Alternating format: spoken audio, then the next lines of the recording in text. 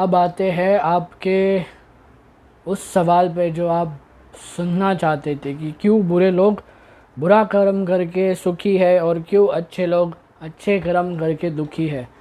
देखो, जो लोग बुरा कर्म करके सुखी है ना, वो उनके बुरे कर्मों का फल नहीं है, वो उनके किसी पहले जन्म के संचित कर्मों का फल है, किसी पहले जन्म के पुण्य कर्म का फल है जो उन्हें बुरे कर्मों करके प्राप्त हो रहा है।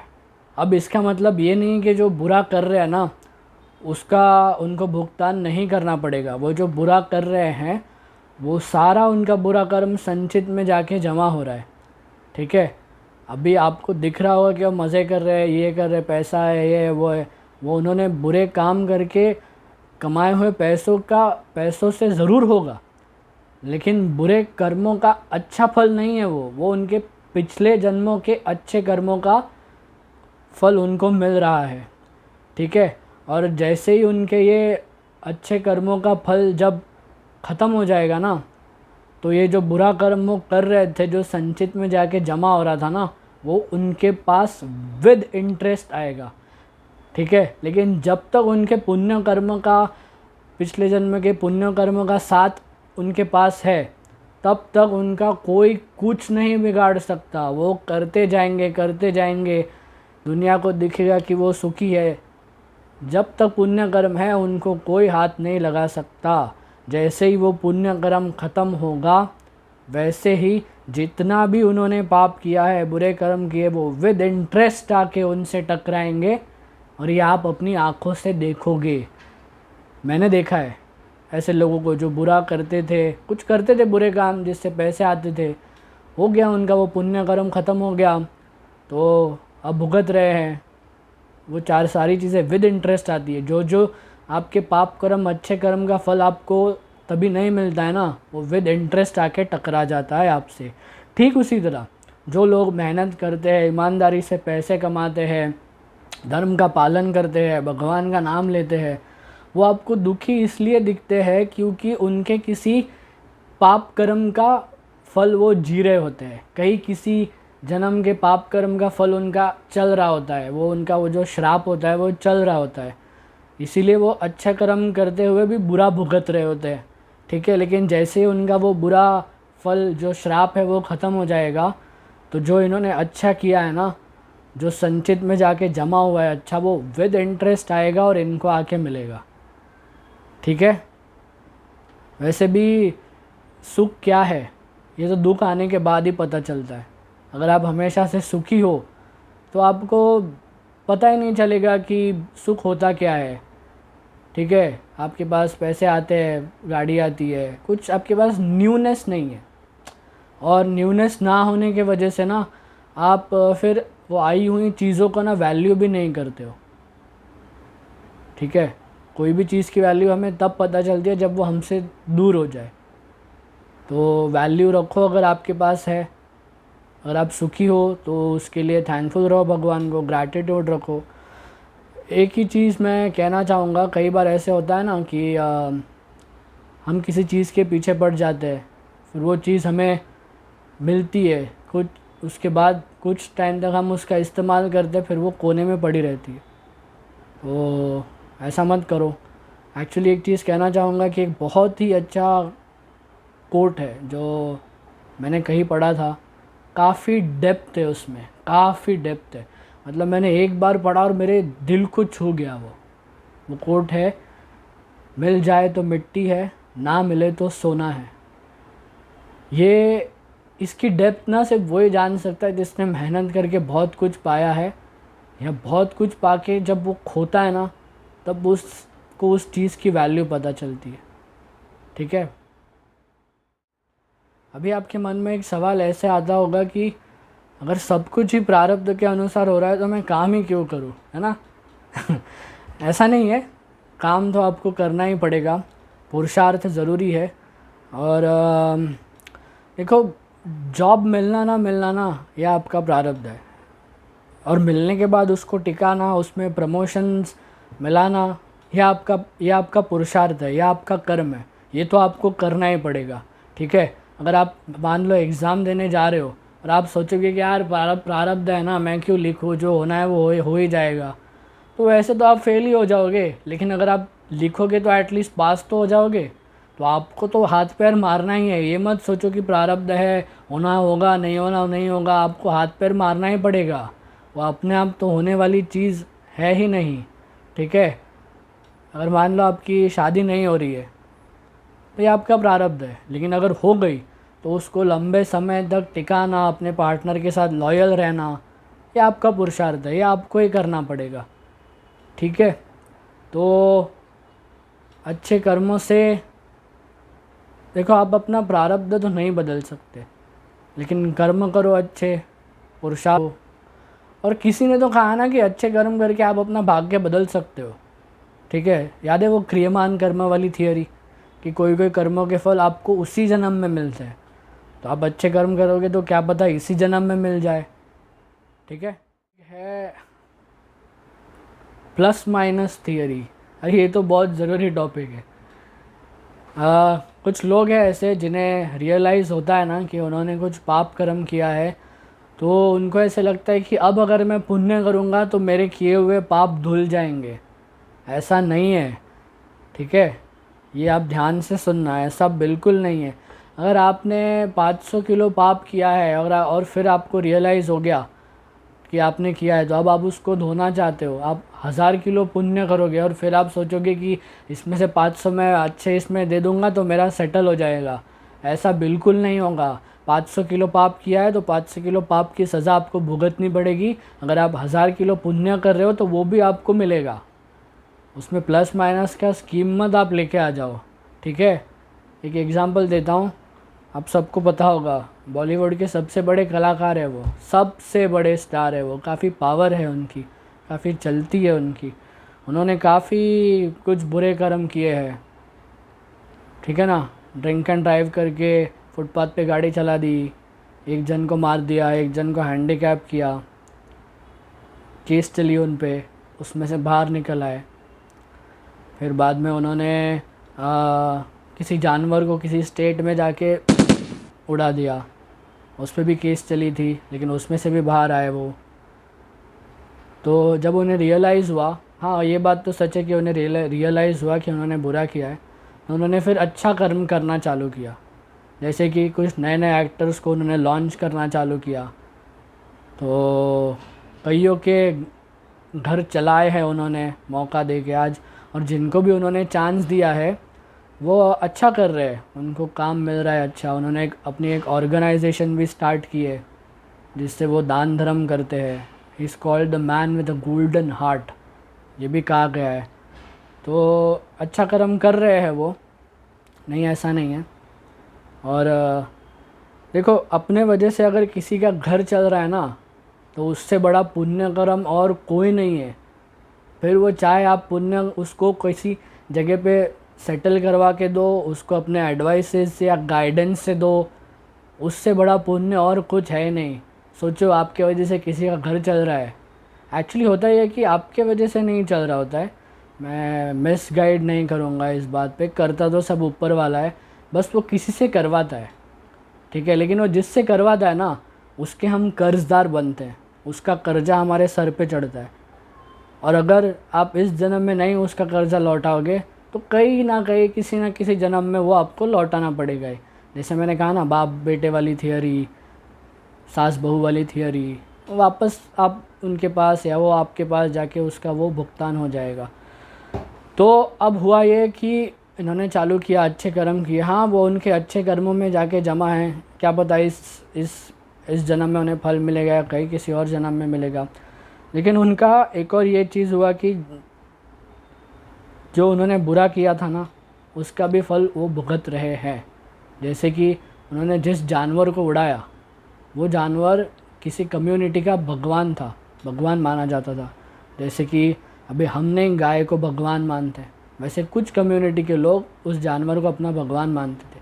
अब क्योंकि उस स्टेट के सरकार ने उनको सज़ा नहीं दे पाई कुछ वजह से, कुछ कारणवश, तो अभी कुछ उस कम्युनिटी के लोग ये बोलते हैं कि भाई हमको तो रिवेंज चाहिए, अगर सरकार ने आपको पनिश नहीं किया तो हम आपको पनिश करेंगे। इसीलिए वो भाई साहब आजकल बुलेट प्रूफ गाड़ियाँ और पुलिस प्रोटेक्शन में घूम रहे हैं। देखा, उस जानवर को उन्होंने आज से कुछ साल पहले, 25 साल पहले, 30 साल पहले, I think, I don't remember exactly, तभी मारा था। वो उनका पाप कर्म संचित में गया और इसी जन्म में वो उस चीज़ को भुगत रहे हैं, डर डर के जी रहे हैं। तो ये है, तो पाप करने से पहले सोचना, ये मत सोचना कि आपको मुक्त हो जाओगे, ठीक है। और किसी ने आपका अगर बुरा किया है, आप पे अन्याय हुआ है, तो उसका भी न्याय होगा। अगर आप नसीब वाले हुए तो इसी जन्म में होगा, ठीक है।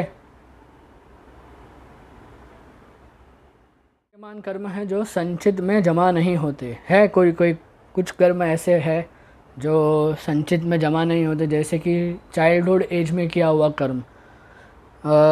समझ लो कि आपके घर में 2 बच्चे हैं, 2 भाई है, 2 बहन है, एक 7 साल का, एक 4 साल का। आपने उन दोनों को खेलने छोड़ दिया, खेलते हैं, मज़े करते, फिर झगड़ा भी करते हैं। फिर एक ने दूसरे को कुछ लेके मार दिया, उसके सर से खून आया, कहीं नाखून मार दिए। तो उनका तो इंटेंशन नहीं था कि इसका कुछ डैमेज करना है, वो तो खेलते खेलते हो गया। तो उस एज में उतनी समझ भी नहीं होती है, तो उनका जो वो कर्म है वो संचित में नहीं जाता है, ठीक है। फिर animal karmas next. Animal Karma मतलब अगर आप किसी जानवर के ऊपर कोई अत्याचार कर रहे हो, उसको मार रहे हो, तो ये आपके ऊपर कर्मा, आपके ऊपर पाप चढ़ेगा। यहाँ पे एनिमल कर्मा का मतलब ये है कि किसी जानवर के हाथों से कभी कोई पाप होता है, मतलब कभी कोई कुछ होता है, जैसे कि मान लो लायन है, टाइगर है, वो कभी किसी छोटे बच्चे को भी खा लेता है, कभी किसी इंसान को खा लेता है, तो उस पर इंसान को खाने का पाप नहीं चढ़ता है, क्योंकि इन जानवरों के पास कर्म स्वातंत्र नहीं है। इनको नहीं समझ आता है क्या अच्छा है क्या बुरा है, क्योंकि उनको नेचर ने वैसा बनाया है। तो जैसे नेचर ने बनाया वैसा वो कर रहे हैं, तो उस पर उनका कोई, उन पर पाप नहीं चढ़ता है, ठीक है। तीसरा है कर्मास अंडर वर्क फोर्स, मतलब पुलिस में काम करने वाला आदमी, डिफेंस में काम करने वाला आदमी, किसी हाई कोर्ट का या सुप्रीम कोर्ट का जज। अभी ये पुलिस या इसको लेते हैं पहले, डिफेंस वालों को। पुलिस वाले कभी कभी एनकाउंटर कर देते हैं, तो या डिफेंस वाले टेररिस्ट लोग को मार देते हैं, तो उन पे पाप नहीं चढ़ता है, क्योंकि वो तो अपना कर्म कर रहे हैं ना। उनकी जो ड्यूटीज़ है उसके अंडर अलाउड है बाय लॉ, तो उनको इस बात का पाप नहीं चढ़ता है कि आपने एक भाई आदमी को मार दिया, उस बात का उन्हें पाप नहीं चढ़ता है। ठीक उसी तरीके से अगर कोई हाई कोर्ट का या सुप्रीम कोर्ट का जज है, और अगर वो इंसान गिल्टी होने के बाद जब उसको वर्डिक्ट देता है, तो उसके ऊपर भी पाप नहीं चढ़ता है। हाँ, लेकिन अगर उसके ऊपर कोई मतलब फॉल्स एलिगेशन लगाए हैं, ठीक है, और जिनका काम था इन्वेस्टिगेट करके पता करना कि वो सच है या नहीं है, उन्होंने कुछ घोल किया, तो पाप लगता है, फिर वो उस जज को भी लगता है। लेकिन अगर जज सही है, वो इंसान गिल्टी हुआ है, उसको जो भी सज़ा वो जज देता है, life imprisonment, non bailable warrant, या जो भी है उसकी जो सज़ा है, फांसी की सज़ा बोलो, व्हाटएवर, उस बात पे भी उसको ये नहीं लगता है, पाप नहीं चढ़ता, या उसका वो कर्म संचित में नहीं जमा होता है। अपना अगला टॉपिक है निमित्त टू फेस प्रारब्ध। तो इसके 3 टाइप्स है। सबसे पहला है स्वेच्छाकृत, मतलब आपकी इच्छा कुछ होती है ऐसा करने की जिससे आप करते हो और फिर आपको उसकी सज़ा हो जाती है, ठीक है। जैसे कि मान लो कि कैंप फायर जलाया है और आप दूर से पहले उसके मज़े ले रहे हो, लेकिन आपको मन की कि चल यार एक बार आँख में हाथ डाल के देखता हूँ, और अब हाथ डालते हो और आपका हाथ जल जाता है। ये क्या हुआ? आपकी इच्छा हुई ना वो करने की, और आपको आपकी इच्छा हुई करने की, आपने किया, आपको सज़ा मिली। तो आपका कोई प्रारब्ध था जिससे आपका हाथ जलना था, वो आपकी खुद की इच्छा बनी, आपकी खुद की इच्छा निमित्त बनी उस चीज़ की, और आपका वो प्रारब्ध एक्टिवेट हो गया, ठीक है। ओके, अब एक और है कि दूसरे की इच्छा से, हाँ मतलब मान लो कभी कभी ना, जैसे कि मैंने कहा ना, समाज में कुछ लोग होते हैं जो आपकी प्रगति से जलते हैं। अगर आप सक्सेसफुल हो रहे हो और आप कुछ अचीव कर रहे हो तो कुछ लोग आपको नीचे गिराने के लिए देखते हैं। कुछ लोग जेलेसी के इन्फ्लुएंस में आके आपको भरा बुरा अच्छा बुरा बोल देते हैं। या कभी कभार वर्स्ट केसेस में तो समझ लो कि आपने गाड़ी खरीदी है, नहीं आपकी गाड़ी पे पत्थर फेंक के मारेंगे, या आप घर पे नहीं होते हुए सुमड़ी में आएंगे और आपका घर जला देंगे। लेकिन इस चीज़ में ना एक चीज़ ध्यान में रखना, आपके नसीब में लिखा होना चाहिए कि आपका घर प्रारब्ध के वजह से जलेगा या आपकी गाड़ी किसी और के वजह से डैमेज होगी, या आपके प्रारब्ध में लिखा होना चाहिए, तभी ही ये होगा, वरना ये नहीं होगा। ठीक है, तो इसको बोलते हैं कि तो दूसरे की इच्छा की वजह से हुआ प्रारब्ध, मतलब उसका कुछ आपका बुरा करने का मन हुआ, आपके नसीब में था कि आपका दूसरे की वजह से बुरा होगा, वो बुरा हो गया और वो कर्म शांत हो गया। ठीक है, अब है अनिच्छाकृत फल भोग, मतलब आपकी इच्छा नहीं थी फिर भी आपको भुगतना पड़ा। जैसे कि मान लो आप रास्ते पे चल रहे हो और पीछे से कोई गाड़ी आई, आपको ठोक के चली गई, आपकी इच्छा नहीं थी फिर भी आपको भुगतना पड़ा, आपके इच्छे के विरुद्ध हुआ। तो जो भी आपके इच्छे के विरुद्ध होकर आपका नुकसान कर जाता है तो उसको कहते हैं अनिच्छाकृत फल भोग। ठीक है, ये है। और इसमें एक और टॉपिक है, बुद्धि कर्मानुसारिणी। ओके, मतलब ये होता है कि कभी कभी ना इंसान का बुरा होना होता है ना, या प्रारब्ध उसका बुरा होता है तो उसकी बुद्धि भी उस हिसाब से बन जाती है। ठीक है, जैसे कि एक एग्ज़ाम्पल लेते एक यूट्यूबर का।